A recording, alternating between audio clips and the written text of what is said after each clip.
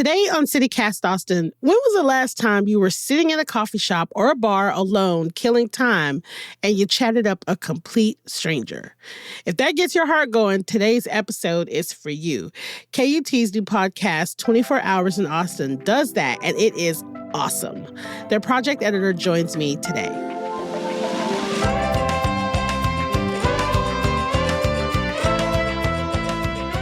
It's Thursday, December 5th. I'm Nikki Devon, and this is what Austin's talking about.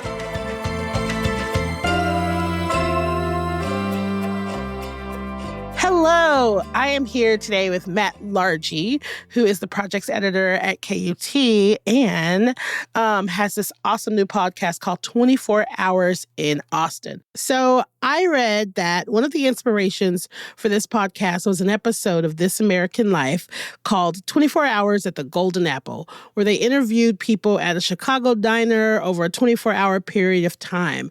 Why did you want to create this in Austin? I don't know. I mean, ever since I heard that episode, God, that episode must be 25 years old maybe at this point. At least.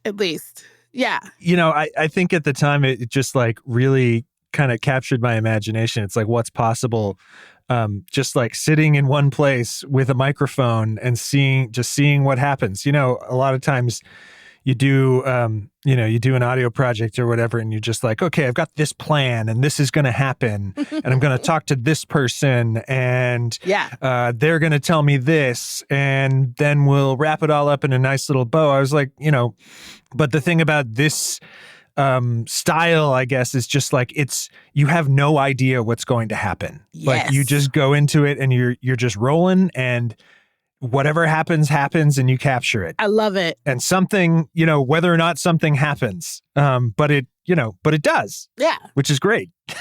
I mean, that's inevitable because people are going to be people. Yeah. Exactly. And if you no matter where you go, you can find interesting people. And honestly, if you're standing there with a microphone, interesting people are probably going to approach you. They are absolutely going to approach you because they want to know why you have this microphone. They want to know what's going on. Exactly. Curious people attract curious people. Okay, so one of the first episodes y'all released was recorded on 6th Street during South by Southwest, which is just like a very specific time and place in our city. So tell us about like what happened there over 24 hours. Well, I mean, I think part of it was, we just talked to a lot more out-of-towners. I guess maybe 50% of the people that we talked to, they're out-of-towners, which is great because, people come to town and they're part of our city for a time. Yeah. And they add to the vibe and they add to whatever's going on. And, specifically during South by Southwest, a lot of it is out-of-towners doing their thing. It's a big part of who we are. It is. Yeah. And so, it is a very specific time and place in Austin, but I think it's one that's become a lot of people's entry to Austin. Over the years, I can't remember how many times I've talked to somebody who said, I came here for South by Southwest one year and I was like, oh, I got to move here. Yep. Which is fine. There's nothing wrong with that. But like it is it's a good entry point into Austin. It's not necessarily reflective of what happens here 365 days a year. Exactly. Every time I meet someone that says that, I'm like, no, come back in the summer. Yeah. Come back in the summer. That's when you want to come back to see if you can live here. That's right. Yeah, that's what separates the true Austinites from the South by Southwest Austinites. The thing that stands out is that people are so ready to talk, to your point.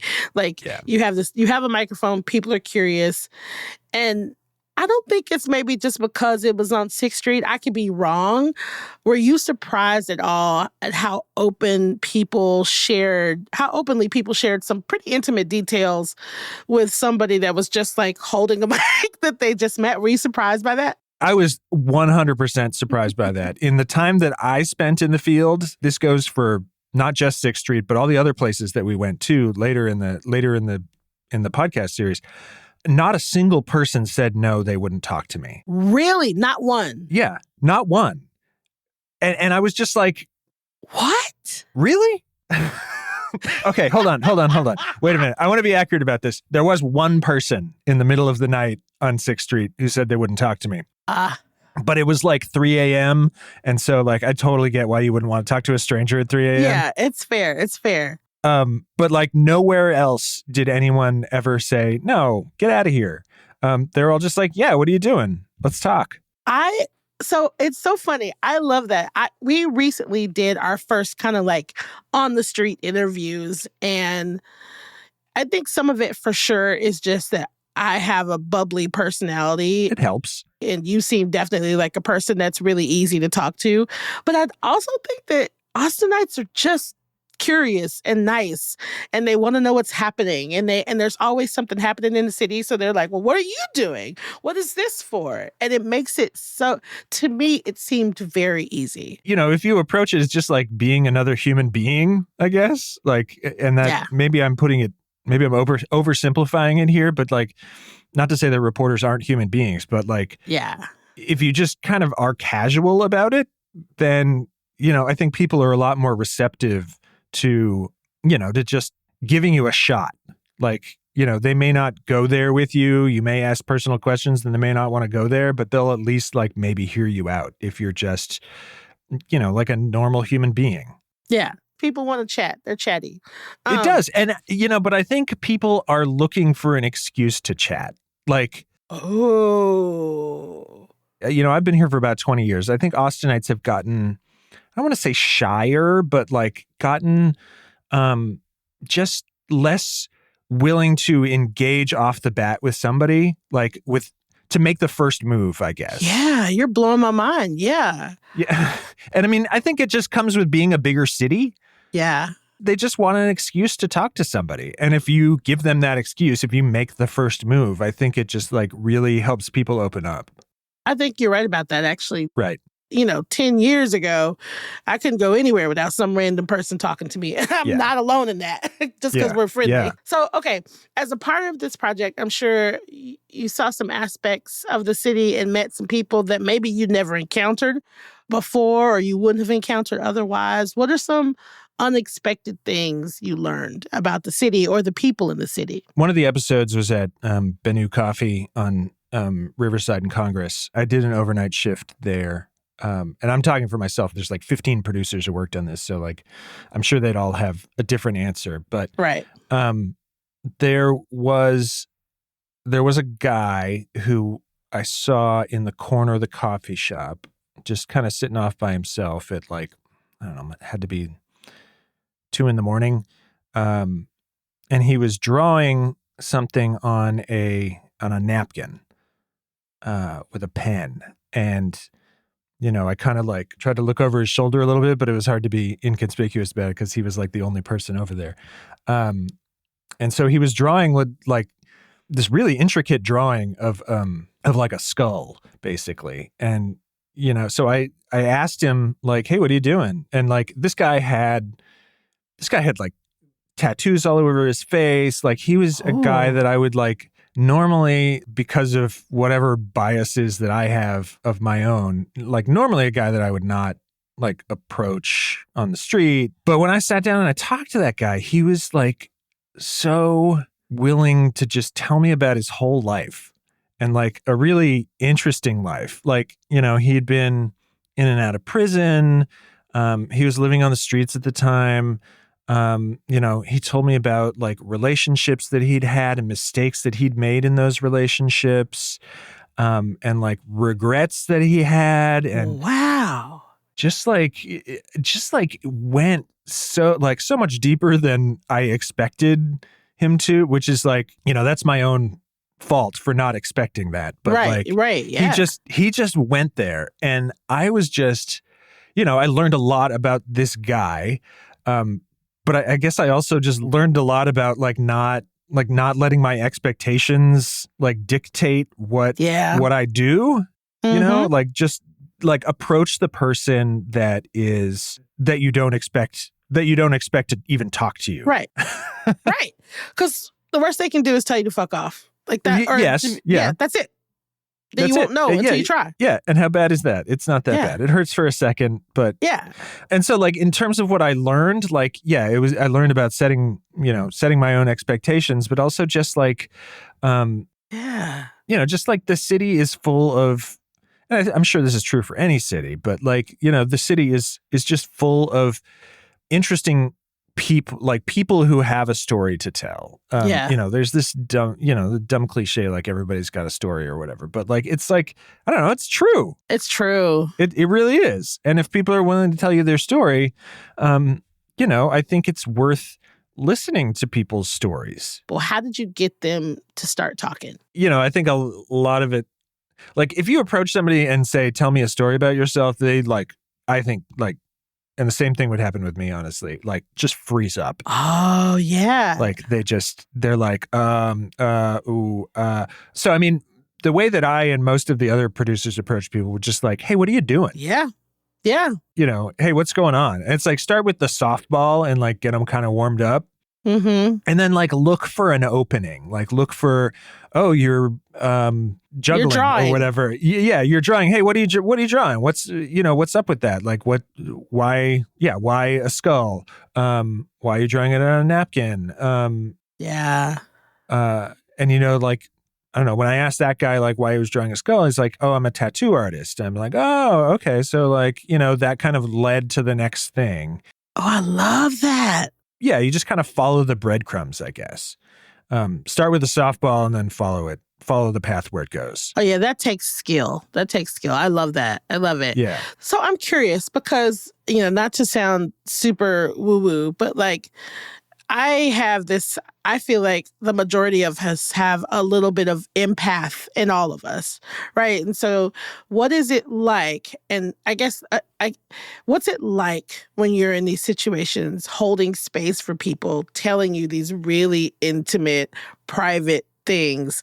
How do you take care of yourself in those moments and not just like completely be like, oh my God, this poor person? Because that's what I would do. Like I would be thinking about that man, especially knowing that he was unhoused at the time. I wouldn't have been able to get him out of my brain. You know what I mean? Like, how do you navigate that? Well, I mean, I'm not going to lie. He's stuck with me. I mean, he's still in here. I mean, doing any kind of like journalism or documentary, you have to just like feel, you have to keep an arm's length distance from the people that are involved. And that's really hard. Yeah. Because they're giving you something. Right. Like, and I am taking that something and not really giving anything in return. I mean, I guess, in a way, maybe it's cathartic to tell these stories to somebody. Mm-hmm. I don't know if that's just what I tell myself to like make it feel better. I don't know. I believe in that. I think there's power in that exchange. I think there's power in the exchange of conversation and finally having somebody really just sit and listen to you and pay attention to you. Because how often do we get the opportunity for someone to listen to us undistracted? Yeah, that's true. Undistracted by the phone, undistracted by whatever is happening. So there's a little bit of power in that, I think. You're right. That's true. And like, the act of listening one-on-one is important, but then also the like just giving people, making them feel like their story is important. Yes. Like important enough to record and then like put out into the world. Hell yeah. Like, I think that is important. I don't know. It just speaks to like our need to be, to be connected. Connected and to be like part of something in the world. Yeah. That's why this is why I love this idea. I'm obsessed with this. I was talking to a friend of mine. I have a friend who comes into town once or twice a year. He's one of those people. He's a nomad. He's a contracted X-ray technician or I don't know, something. He's always on different contracts. He has been all over the world, like just all over the world. And as someone who likes her roots, it is difficult for me to understand how someone is just like never really interested in putting down roots. And so I was talking to him the last time he was here, and I was just like, like, I need you to help me understand. Like, what's How going do you on? do it? How do you do it? And he said, my favorite thing in the world is to sit across a table from somebody that I don't know, that I haven't been with for the past 10 years of my life, and figure out who they are. Who are you? How did you get here? What are you doing in Portland? What are you doing? Like, and you have a couple of drinks and you get this person's story and they get your story. And now you've connected with someone who's just not anyone. They're just not like you at all. Or I could stay in the same place, talk to the same people who have similar experiences as me, and that could be my life. And I was like, oh, ouch. Well, when you put it that way, it sounds boring.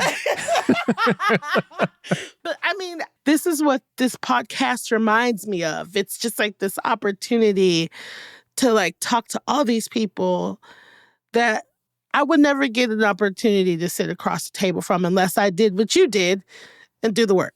Yeah. Yeah. Yeah, I'm obsessed.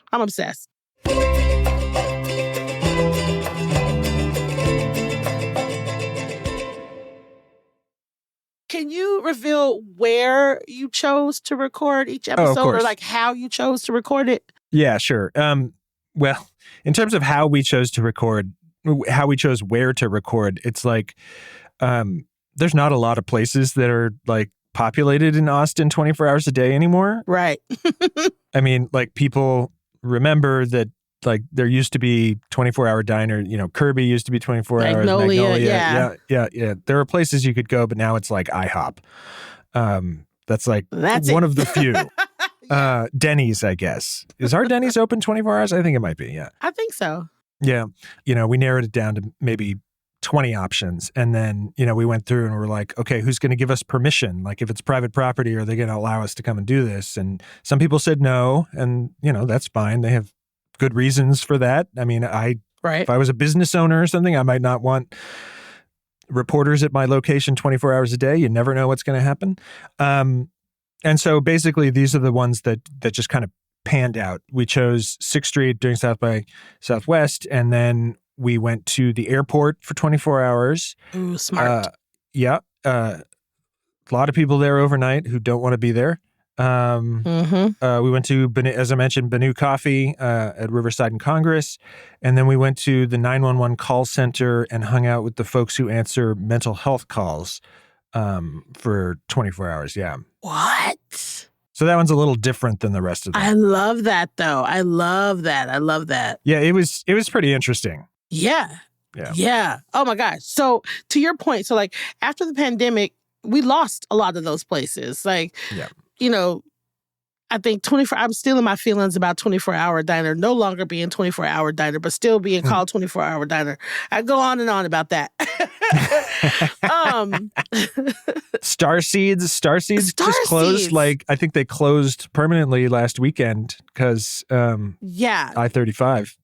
This is the thing. It's like I remember staying up, pulling all-nighters for college at Starseeds. And they would go and let me sit in that back room. And as long as every now and then I got coffee or a donut or something, they would just let me stay there. Yeah. And I know I'm not the only student that they've let do that. How do you think this loss of 24-hour options has changed the feel of the city? I don't know that it has changed it, but I think it might, well, maybe it has, but I think it's more of like a symptom of how Austin's changed, you know? Like these were the places where, like, I don't know what your experience was like at Starseeds when you were pulling an all-nighter, but you would, I mean, just like the weirdest things would happen. Oh, yeah. And like, it's like, where do you go for weird things to happen anymore? And I'm not saying this in like a keep Austin weird kind of way, but I'm saying it just in like an interesting city kind of way. It's like, how do you meet people who are outside of your sphere anymore? And it's like 24-hour places are just such good place because, you know, you got your drunks and you've got your, you've got your, I don't know, cops. You've got all kinds of different people. Everybody. Just coming through here, and like losing that is just like, to me, is just, it's so sad. It's very sad. It's so sad. I went from being the student watching all of the like weirdos come in after last call to being one of those weirdos. Yes. Coming Yes. in after last call. Everyone makes that transition at some point. Everybody makes that transition. And I also remember like a couple of times, like, you know, I'm a creative, so I've always got on some sort of costume or, I don't know, some wig or something. And after a while, I remember people at Starseeds, like, every time you come in here, you're with a different band of weirdos with some sort of costume on.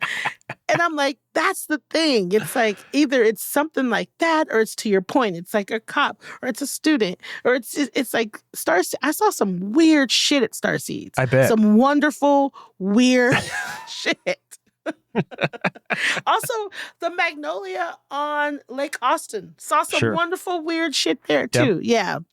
I think there's definitely a space that I wish we could get back in some sort of way. But yeah. I mean, I just, I don't know. Where do all those people go now? Do they go to IHOP? I mean, like... I don't know. Do you know that the last time I went to an IHOP, Matt, it was the IHOP on 35 and Cesar Chavez. Yep. I saw a full-on physical fight between someone that worked there and one of the patrons, and I was like, "Yep, this tracks." It's about 2:45. People get punchy, and I have not been back to an IHOP since. That's fair enough. You're not missing a lot. I know. Except maybe some fights.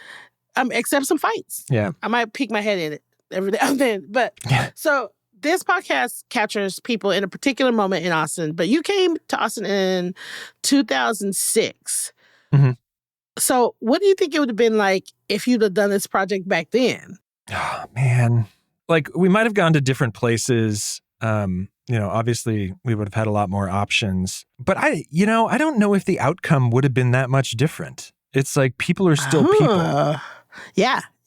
We definitely met plenty of like, quote unquote weirdos out there on the street, or at any of the locations that we went to. I don't think it would have been that different. Yeah. People still have stories to tell, and people have their own quirks and eccentricities that, like, I don't know, I think it still comes out. Even if maybe it's less public, if you like search out those folks, if you just talk to enough people, you find them. And so I don't know that it would have been that much different. Might have had fewer tech bros, I guess. Oh, the tech bros. God love you, tech bros. God, I mean, listen, I know you got to be here just like everybody else, but Jesus Christ. I'm going to ask a B question kind of to that. So what is a place that in Austin that was open 24 hours that you would want to resurrect to record an episode? Or a current place that you wish was open 24 hours to record it? Okay, what would I wish was open 24 hours? That feels cliche.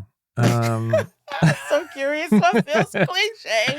I was going to say Barton Springs, but that's like super cliche, I think. Okay, but hear me out, though. Yeah. Hear me out. A bunch of people sitting around by the water, hanging out. It's dark. Yeah. I kind of love that. Like, to go from daytime Barton Springs to late night Barton Springs. I would love to see who's swimming in Barton Springs at 3 a.m. I would too. I don't think that's cliche at all. I think that's a solid. That's a solid response, I think. Okay. All right. Now I want to think of a more off the wall one though. When I thought about this question, the first thing that came to my mind was the Bob Bullock Museum. Oh my God. Or just like any museum. Like if you could just like post up outside of either the Blanton or the Bob Bullock Museum for 24 hours and just like knowing that it's open and there's an exhibit and just seeing what kind of people who would come to a museum at 3 a.m. I know a lot of people that would. I would go, especially if they had like some cool overnight, like, laser show or something. I don't know. I would absolutely go. Yeah. The other place that I wish was open 24 hours that, well, we were going to try and go there, but they said no. I would like to spend 24 hours in an H-E-B. Oh, that's so good. Yeah. That's so good. Is there a 24-hour H-E-B? I don't think there is. There used to be. I don't think there is anymore. Yeah. That one on Old Turf used to be 24 hours, I think. Do you know how much shopping I would get done? I know. If an H-E-B was open 24 hours? Yeah. As it is, I don't like to go before the hour of 10 p.m.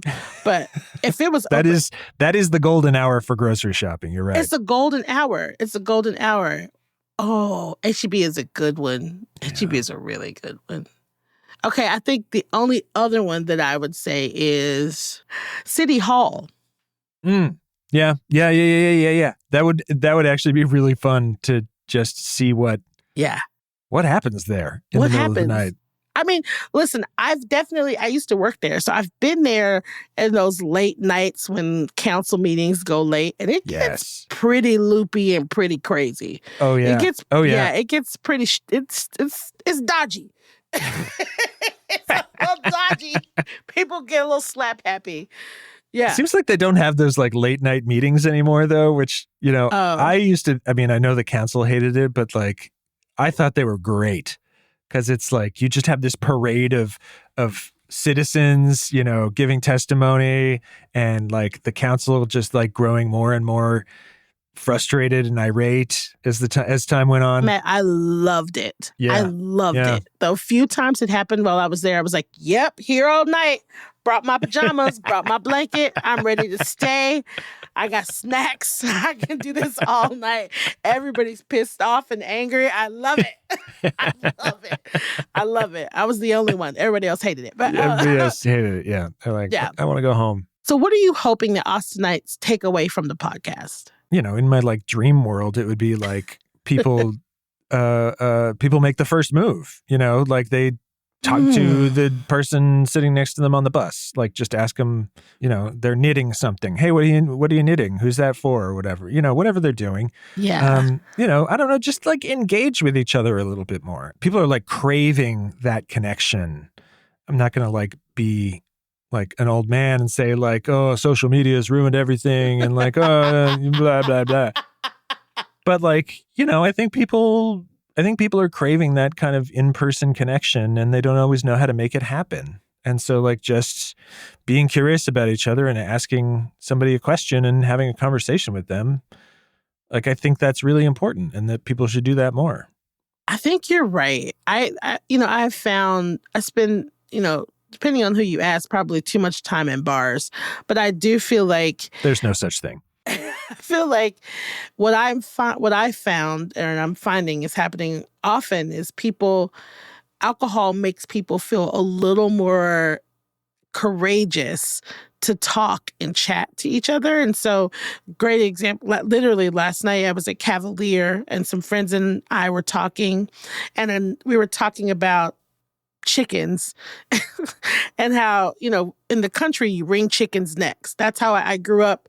My grandma, she would just like flip her wrist and wring chickens' necks. And so that's what we were talking about and like the horror of it. And a very nice random man was like, it's like he heard his entry and he had just enough booze. He had just enough like confidence to like, birds are blind. And then he goes into this long thing about birds. Then all of us at the table were like, oh, that's what's up. Yeah. We're like, this is great. And he like popped in, educated us. We had a cute little conversation. He lost his place in line. He didn't care, and we all talked. And then that was it. And it was nice. And we introduced ourselves. And now when I see that man again, I'm absolutely going to say hello because this is the bird guy. And I don't even remember his name at this point, but he's the bird guy. So you're going to ask him about chickens or birds or something. I'm going to ask him about chickens or birds or something. And I think that is it's a special thing. I think it's a special thing because I'm an extrovert. But like, I think it's special when people feel like, hey, I know you're not talking to me, but did you know this, and this? I love those exchanges. I mean, it feels like a neighborhood, right? It feels like a community. Does. It feels like we're part of something together when you know something about the people that you see in your lives. Yeah. And it does not happen enough, I don't think. I think you're right. Yeah. So y'all talk to each other. That's what everybody should do this week. Like, everybody talk to a stranger. Be careful. Just talk one. To a stranger. Just one. Just one. So is there anything else we should know about the 24 Hours in Austin podcast?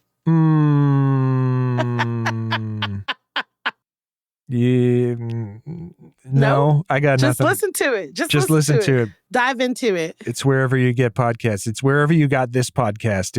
It's also there. Thank you so much for being here with me. This has been so much fun. I'm super excited about this podcast. I love this idea.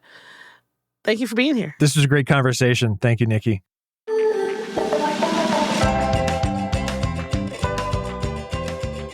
That's all for today here on CityCast Austin. You can find a link to KUT's new podcast, 24 Hours in Austin, in our show notes. If you enjoyed the show, why not tell a friend, rate the show, leave us a review, and subscribe to our Hey Austin newsletter. We'll be back tomorrow morning with more news from around the city. Bye, y'all.